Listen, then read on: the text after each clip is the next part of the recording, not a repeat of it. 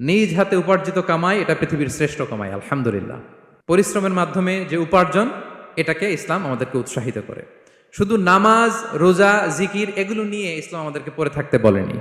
Quranic order হচ্ছে আপনার নামাজ শেষ, আপনি বেরিয়ে পড়বেন, কাজে বেরিয়ে যাবেন। ফাইদা কুদিয়াতিস সালাতু ফান্তাশিরু ফিল আরদি ওয়াবতাগু মিন ফাদলিল্লাহ।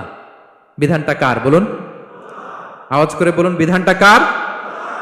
এটা কোরআনিক ভার্ডিক্ট, কোরআনের বিধান। নামাজ শেষ, গোল হয়ে বসে জিকির করতে বলা নাই আল্লাহ। আল্লাহ বলেছে ফান্তাশিরু ফিল আরদ ওয়াবতাগু মিন ফাদলিল্লাহ, জমিনে ছড়িয়ে পড়ো, আল্লাহ রিজিক তালাশ করো। নামাজ শেষ, বেরিয়ে যাবেন।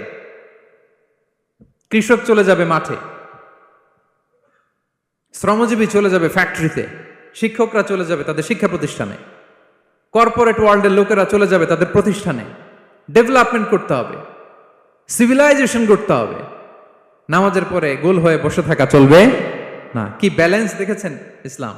আজান হয়েছে তো মসজিদে আসো, নামাজ শেষ বেরিয়ে পড়ো, আলহামদুলিল্লাহ।